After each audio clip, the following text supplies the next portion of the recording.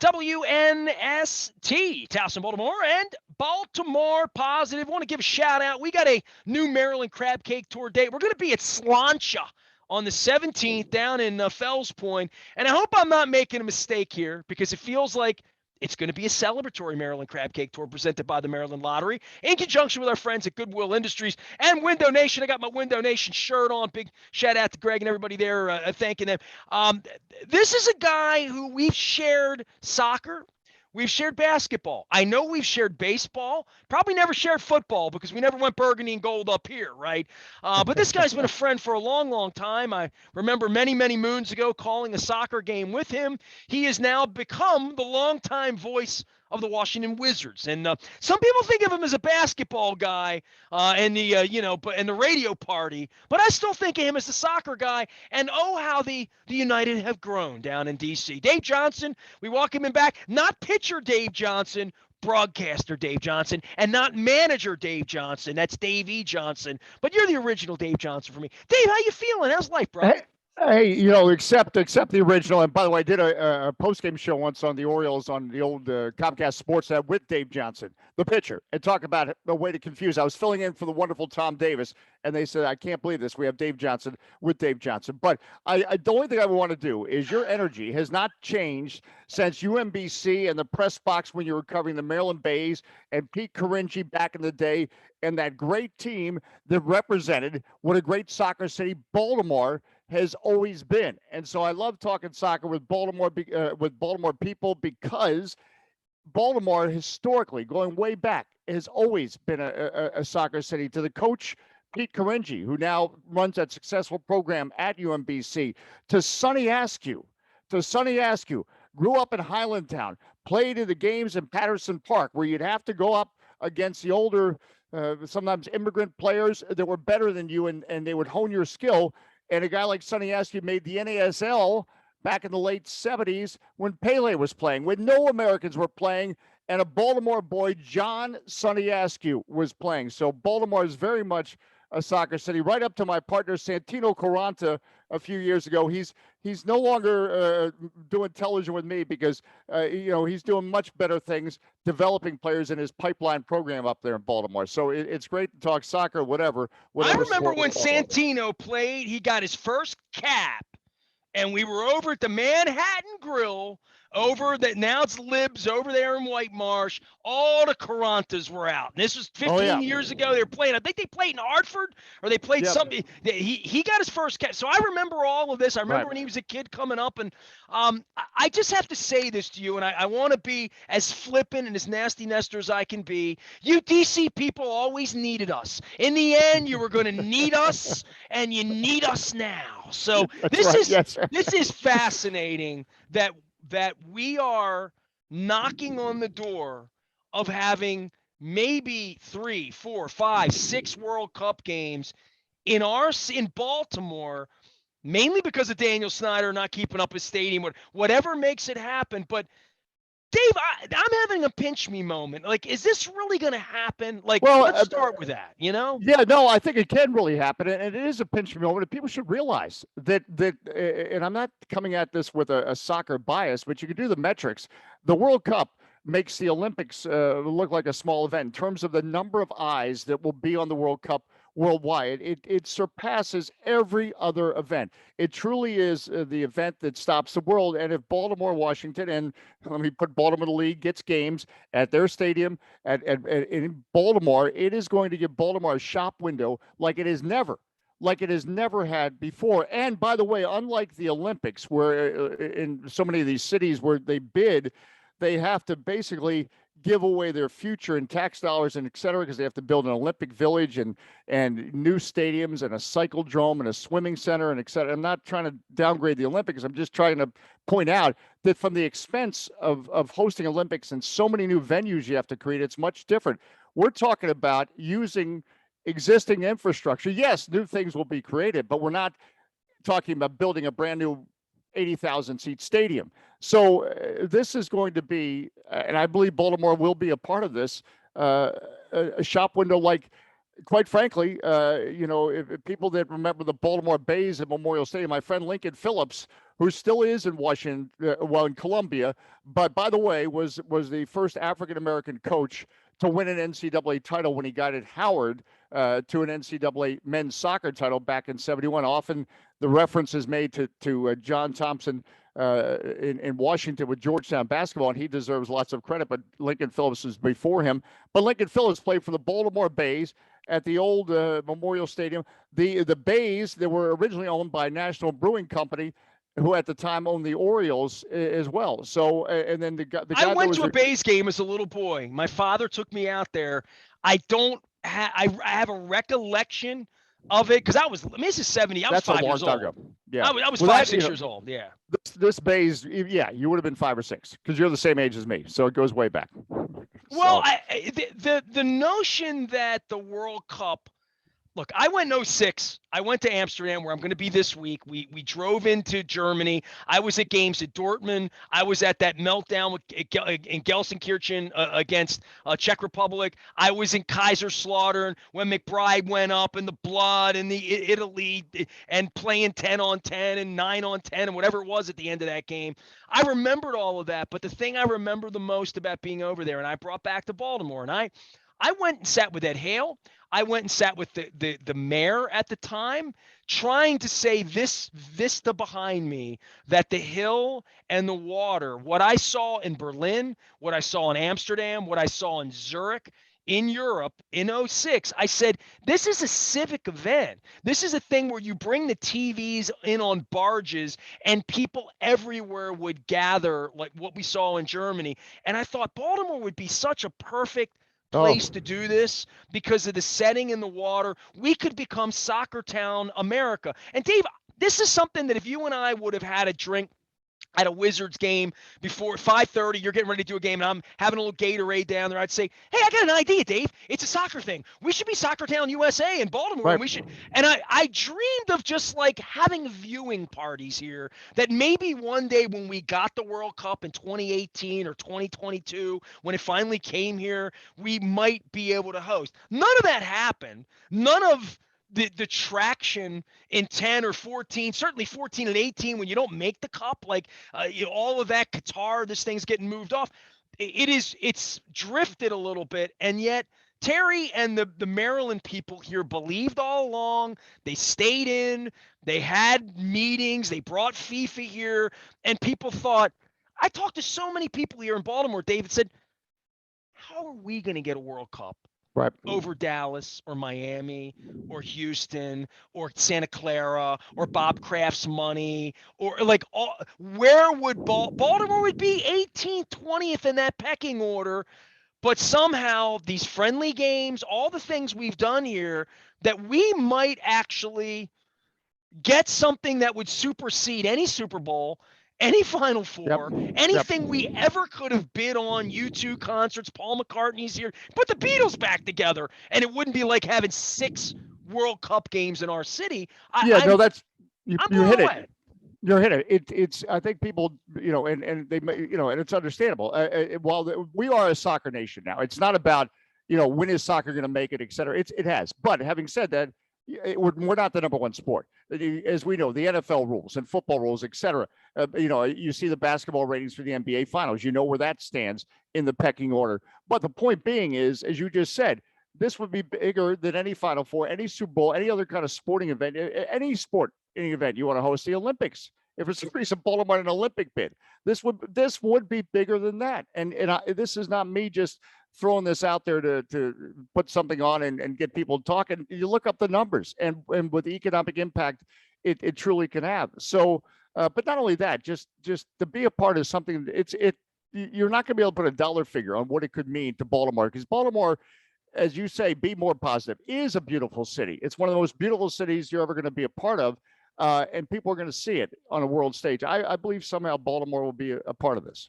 Well, Dave Johnson is here. He is the voice of the Wizards, longtime D.C. United as well. I haven't been to the new stadium down there. Can you bring me up to speed. I'm chasing golf around and Grant Wall and all the real soccer people, not fake soccer people like me. But I had Marty Conway on, who was down at Audi last week. Tell me about the facility and make it so that me and Margaret Robinson have to get in the car and come down there and see a game and see that place. Sports people like myself haven't been there to some degree. It's not marketed up here, Dave. I mean, the United don't come to us so much unless you're a soccer person up here. Well, somebody pointed out to me the other day, he's got a partial season ticket plan. He's not overly a soccer guy, but he went as a good friend of mine, Paul Wagner, wonderful reporter for several years at Fox 5 and WTOP, said to me, he said, I went. It was a blast. It was a lot of fun. Soccer parlance, it was a blast. But the point being, if you want to go to Cool in the Gang in my ear. Yeah, right now. I know. I know. And I can still see Kenny Cooper, my good friend, chasing players up Federal Hill as part of what he said was his training camp. But let me, Kenny Cooper, Barnum Bailey had nothing on Kenny Cooper. He knew how to promote. I mean, come on. Chasing players up Federal Hill. That was his way to get Channel 2, Channel 13 out and film, and he did and sold tickets. But anyway, the point being, and we had a good time though. We had a good time. And if you want to go to a place with 20s and 30 somethings and have a blast and have a party, then it's Audi Field. I mean, it's a hip. You're sitting up there on the Heineken deck and you're watching games and you're having a beer, or you're with some of the supporters groups and you're banging drums and doing what you're doing, or you're in the suites with the Jose Andres food, whatever. Wherever you are, it's something that is I've made this most of my life promoting the game of soccer, and now I stare around that stadium. I'm thinking, it only took me 30 years, but I'm finally part of the hip thing to do in Washington. So as people come down from Baltimore or wherever they come from, and they do come from long distances, it's just 20,000 people packed in, and it's a good time. And it's a soccer game's 2 hours, as I always say. If a soccer game's good, it's 2 hours. It means you want more. If a soccer game's bad, it's 2 hours. It's only 2 hours out of your life. You have some drinks, have some fun, and you still all right. You don't give up your whole day, so to speak. And there are no rain delays like baseball. Dave, with soccer, right, and you're falling into it. And I do kid you. I mean, you've had this incredible career, not just as a broadcaster, but NBA now, going on a couple of decades. But the soccer thing, what sucked you into that? Because I did meet you through soccer. It's funny, like, right, you brought up the bays and things that I hadn't thought about. I don't think of you in those terms, but you think of me as, oh, I met Nestor on a soccer pitch. Not a lot of people know that or think about that from 30, 35 years ago, but you've stayed immersed and stayed in that lane where, I got purple fever up here and we had a football. A lot of things the Angelos threw me out and threw everybody else out apparently as well, that this was a baseball first place. And I had time for soccer, but I never really believed that the MLS would catch on and that I would be in a car and there would be this multi-billion-dollar infrastructure in city after city. Whether you take a train up to New York, you pass that Red Bulls thing. You go to Philadelphia, you go through Chester, right, you see it. You put the TV on, you see Columbus. So I mean, soccer has you didn't bet horse racing, you bet on soccer, and you bet wisely to spend the last 30 years in that space because it has grown and it's become hip. Well, and look, and I met you, I say Maryland based, but also the true story behind Nestor Aparicio that people don't appreciate. You worked your butt off and you covered everything and anything, and you've developed this amazing thing that's still going on strong. You were doing, as we were just talking about, podcasts before podcasts became popular. So you've always been ahead of everything. You jumped into the sports radio thing at the early stages. So I just dead now. So I know, rode the wave. We're going over the other end. I know, but I'm just saying.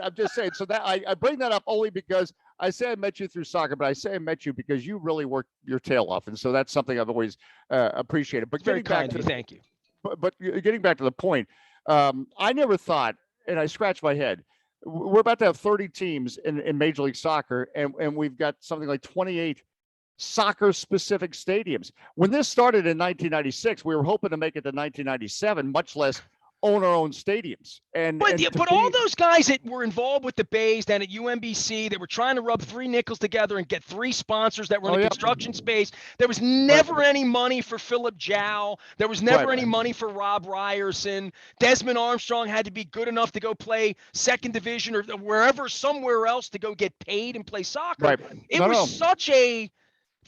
was like, I feel that way a little bit about lacrosse. I've waited 30 years for lacrosse players to make money, but the soccer thing was always the world's game, and immigrants moved here and adopted it. But you're always wondering when will it catch on? And it's not just caught on. It's, if you're under 30, it's the hippest game in the country, right? Like, it's just amongst old guys that talk about soccer and not enough action and whatever. Kids don't have a problem watching the EPL on NBC every Saturday. Well, no, that's the other flip side. I mean, you could not, turn on any television or pick it up on your phone or whatever we watch things on now, and there's a soccer game on somewhere in the world, and the popularity of these numbers. NBC is paying almost the same amount of money for the Premier League as the NHL is receiving for media rights. But the point of that this is the NHL's primary market. This is just a secondary market, the United States, if you will, the EPL, but it draws the kind of numbers. NBC is not spending over $1 billion over several years because, well, they're charitable. They're doing it because they say, all right, who's watching these games? And they're 25 to 34-year-olds, and we grew up in advertising, whatever. That's the perfect demographic. That's where you want to be. You don't want to be with old guys like me. You want to be one of the 25 and 34-year-olds spending money on and interested in. And the pull of the EPL and international soccer is, it's almost too much soccer now. Whereas in the late 80s, when you and I met, you couldn't see one game on television. You had to get it off a satellite dish on delay. Right. So but what the story is, a story, a generation in the making. It shows that you have to grow up with a sport, because there's a magical time when we're all kids, and that's the sport we grew up with. We understand. We know that it's nonstop action, and we know what we're watching. And that's not to say you can't pick it up when you're 30 or 40 and all of a sudden appreciate it and get into it. But by and large, it takes a generation. When I'm 58 years old, when I was a kid and I'm begging my dad and my mom was still alive to go to a game, they go to one game a year. You need to get people to grow up and have money to spend on season tickets. And they're not just going to one game a year. They're going to 16 or 17 games a year. And that's what you've seen happen. A generation has grown up with the game. It's not a foreign sport to them. It's a part of their sporting fabric. And so a result of that is you have billions and billions of dollars being played on stadiums, a league, et cetera. And it's smart guys. I always follow this guy, Philip Anschutz, who you're never going to hear about, but I think he's the smartest billionaire in the world. And he owns half of the LA Lakers. You don't realize that because he's not one of these guys saying, look at me. He owns all of the LA Kings. He owns the Staples Center in Los Angeles, developed LA Live, the downtown area. But you're never going to hear about Philip Anschutz because he doesn't say, hey, look at me. And I'm not saying criticizing owners that are more public, but that's just not his style. But he's one of the guys back in 1996 that got on board with another great visionary, Lamar Hunt, rest his soul, who Lamar Hunt first saw the potential of soccer back in seeing a World Cup in 1966. Well, this is what worries me, thinking like Kansas City's got to get games. New England's got to get games. Philadelphia has money. When it comes to this, there are people who've laid the groundwork. Lamar Hunt did more for soccer, traveled the World Cup. Oh. I mean, he's the reason soccer 2 times came to this country, literally. Right. No, he never let the dream die that we can be a soccer nation. No, he started investing in soccer in '68 and never stopped. Right up, and that's why it's great that the U.S. Open Cup is called the Lamar Hunt U.S. Open Cup, because he more than gave it the office. But it's a long-winded way of saying, look, it's here, it's a part of it. It's also it's always been a strong part of Baltimore to help the Blast in the early days. I mean, really get started in 1980. You think about the Mangione family and just so many soccer families, if you will, in Baltimore. There were a driving force, and Baltimore is still a great soccer hotbed. But this goes back 100 years now as we get to 2022 that they've had that influence. But how I got involved in soccer, and again, it's a magical time when you get involved in some passion as a kid. And I always say, and it's not a silly thing, but in some ways, soccer saved my life. It was a time when my mom had died, and I had something, and this drives home to me the importance of sports or whatever outlet you have, because you're going to face challenges in life. So you need joy points. You need something that gives you, maybe escape is the word. But whatever it is, I always felt an affinity to soccer because at my lowest point, it gave me a lot of happiness. The fact that it went out of business as a professional sport, outdoors anyway, for the most part, it did sadden me. But I've always been one of those that, put your money where your mouth is, or stand up for what you think or believe in, and et cetera. And Lord knows I've taken a lot of hits over the years. Like, Dave's a soccer guy. What does he know? And talking about, and why not? 500 people, as you know, were showing up to those Maryland Bays games, but you stay with it, and that's why it's special to me to see where we are now as a soccer country. Well, it's going to be special to me if next week we get the call, and I reached to you figuring, hey, Dave's kind of a journalist. He's on the inside of this a little bit. The whole notion that the FedEx Field, no bueno for FIFA, combine the bid, the fact that they would not want Washington to not be part of it, being the capital of the free world, that it really does feel like Baltimore's in an interesting situation to be able to coattail in after, Abe stole our basketball team 50 years ago that you broadcast for, and the name's different, but that's still the Baltimore Bullets. The fact that the stadium, and we're the second city, and we would never ever be in on any bidding on any of these Super Bowls. We can't even get an All-Star game here 35 years, right? So right. The fact that Baltimore could wake up next Friday and be the prime mover in all of this because we'd have the games here. It seems so anti-DC. It seems like DC would never let us get away with this, but they don't really have a choice in this matter, right? No. This is a case where, in a lot of ways, both regions need each other. They're very much, as we know, separate cities and separate places. They're not. What are we separated by? 20 miles, 30 miles? It's really not that, or not 20 miles, but it's not that far from downtown to downtown. 38 miles, they say, but it drives faster than that, especially for right. I know, but that's why I'm saying 20 miles.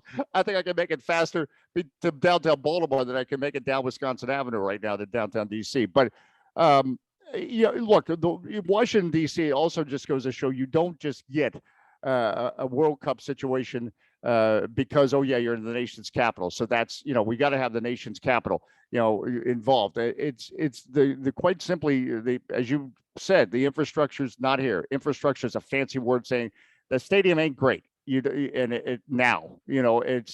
built at the same time, by the way, as the Baltimore Stadium. But it's not aged well. Whereas, if you're taking these people go on these tours and you're showing people, all right, we got this stadium, we got walking distance to hotels and the harbor. Hey, how do you like that sunset right there, and et cetera? And we got so much going on in our city. People are going to take notice, and where it is located. It's one of the European gateways, whether people are flying into Dulles or BWI or God knows what. But the point being, the combination of the two cities is a formal bid that I have to believe FIFA is going to look at. I hope we win. Dave Johnson is here. Tell everybody about your illness, and I want I've had many folks come on and talk about MS and ALS as of last week and cures, and you seem to be doing fine. I mean, when you get a diagnosis, you wonder what the prognosis is. I'm just delighted that it feels like Dave's doing well, and I'm glad to see that at least. Tell me you're doing well, Dave. Yeah, no, I'm doing well, and you mentioned ALS. I always tell a great story about. I was in Memphis, and I was kind of complaining to myself because Memphis is an arena that has all kinds of stairs. And I'm thinking, oh gosh, how am I going to make it up this staircase? And then at the end of the game, we had flown a season ticket holder down that has ALS, and he's talking to me with the device that he has to talk with because of the severity of his ALS. And I told him, I said, you just gave me enough energy to fly by myself to Detroit. I don't need a plane anymore. So the point is, and you know this firsthand with your wife, we're all fighting something. So what can we do? What can we do? And all I'm doing now is trying to finish the fight that my mother couldn't. MS is a disease that can really get you. And it got my mom to the point where, I knew how to do the Heimlich maneuver better than anyone because she couldn't swallow food, or it could impact you in so many ways. And there's no question, I look fine because I've got a new normal and I want to continue to look fine. And it's the same way with as we talk about it among the MS community. We're all fine, but we're not fine. But that could be the same of everyone. That's why it's important to be more positive, to be more kind to people, because while we're trying to get World Cup bids in Baltimore, God knows what else we're trying to do, we're also maybe fighting something else. We got a lot of things going on. But like you, I've committed to do whatever I can to raise MS awareness. So it's not going to help. It's not going to save me necessarily, but I don't want the next generation to deal with MS, and that's why I've raised, I think I say because of kindness of people and getting the word out, and kindness of people like KPMG and Giant and Monumental Sports and other great WTOP, raising well into six figures to try to make a difference, because this is the most expensive disease to treat. The average cost to treat an MS patient is $88,000. I have what's called progressive primary multiple sclerosis. I get 2 treatments a year. Each treatment costs $75,000. So that's $150,000. So we're raising money not only for research, but also the fact that I'm blessed to have some health insurance that defrays some of the costs. Some people aren't. And we've got to help those people too, because it is a disease. There's no cure. What you're trying to do is slow it down. Once you're battling, you're my sister-in-law is battling as well, my wife's sister, so and is doing well. She was here last week, full mobility, but has fatigue, and and I've seen the pictures of the needles, like all the stuff that y'all have gone through. It's inspiring to see you battle, Dave. No, well, it's important that we have the first treatments weren't until 1994, so we have help for MS patients now. The importance is early diagnosis. I probably lost a year in my fight, thinking some of my symptoms were just my schedule. I finally pushed it to the limit. The fact that my feet are tingling is because I've just worked too hard, et cetera, et cetera. So for anyone listening to this, if you have any questions about it, start to try to say, well, I'm worried about this or worried about that. Speak up, because you are in a race against time. MS doesn't slow down unless you get in its way. And so that's the importance of early diagnosis. There's some people that waited too long to even get diagnosed. And their situation is, if we could have gotten to them sooner. Whereas, before 1994, they just told you good luck. But now there are treatments that can slow it down. Well, I appreciate you educating me. Jill came by a couple weeks ago on the crab cake tour and brought some stuff by, and we educated some folks up here in Baltimore as well. And my wife and her sister keep me abreast of all the things that are going on as well. Appreciate you, dude. Old friends. Yep. And, the Baltimore-Washington thing, it's been ugly over the course of time, but we're all in this together, right? It's like our gang, doing this thing here, right? Yeah, we're in this together, and you keep doing. You inspire so many. Again, just being with you gives me energy. So again, it's always a kick to spend some time with you. All right, if you need me to come down there and call an NBA game with you, I don't know one player from another. I don't even know the jerseys anymore. I do know who the Warriors are, and I do know they're in the finals, and I do know the Celtics are trying. That's all I know. Is that good? And now the marketing folks have gotten every team to have 3 or 4 different jerseys. I don't even know who the jerseys are anymore. They all look like they're in their pajamas to me, Dave. Dave Johnson here, WTOP. You can follow him. He is the voice of the Wizards, throwing the radio party with the Wizards. And, of course, longtime D.C. United and soccer insider and my pal. Hey, man, you and me for some Portugal Korea battle, in the C group or something at 3:30 on some sultry day in June of 2026. We'll be watching soccer right here in Baltimore. Let's keep our fingers crossed, Dave, all right? And you've got enough restaurant friends. We'll have a hell of an after party. It's a deal. Crab cakes for you and me. Beer, done, over with. There he is. Done, Dave done. Johnson, WTOP. Go listen to him, follow him, and get ready. On the 16th of June, there's going to be an announcement. On the 17th, we're going to be at Slancha doing the Maryland Crab Cake Tour. It better be a celebration. I am Nestor. We are WNST, AM 1570. Celebrate good. Remember that one? Yeah, come on. We are BaltimorePositive.com. Stay with us.